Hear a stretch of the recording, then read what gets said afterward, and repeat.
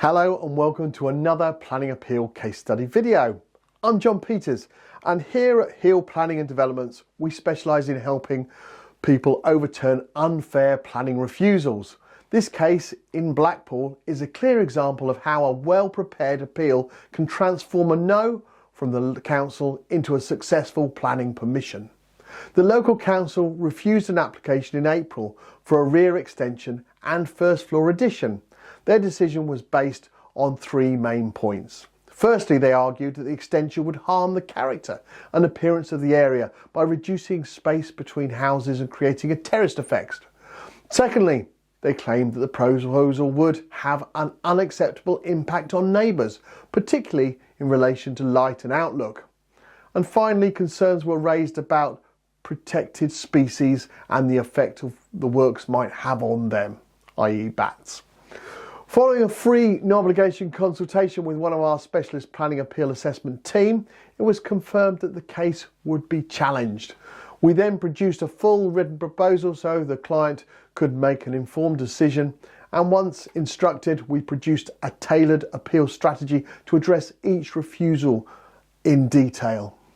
The appeal was taken to the Planning Inspectorate, the independent government body that reviews planning refusals. After a site visit in September, the inspector considered all of the evidence and delivered their decision. On the issue of character and appearance, the inspector found that the design was both sympathetic and in keeping with the area. Importantly, the use of a hipped roof meant there would still be a degree of separation between properties, preventing any harmful terracing effect. The single-storey element was judged to be modest, with no harmful impact on the street scene.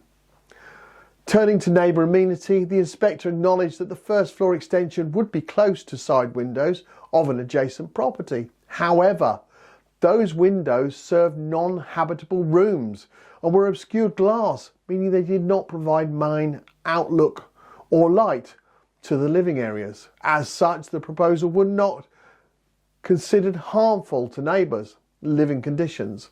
The single-storey extension was also seen as an acceptable given its scale and boundary treatment. With regard to protected species, the inspector concluded that there was no evidence to suggest any impact on bats or other protected wildlife, especially as the works involved a relatively modern roof structure. Concerns about parking demand were also dismissed, with the inspector noting sufficient on-street parking was available nearby. In the end, the inspector ruled that the proposal complied with both local and national planning policies. The appeal was allowed and permission granted, subject to conditions on materials, window glazing and design details. This case shows when a council refuses permission on grounds such as design, neighbour impact or policy interpretation, these refusals can be overturned when a strong evidence-based case is put forward.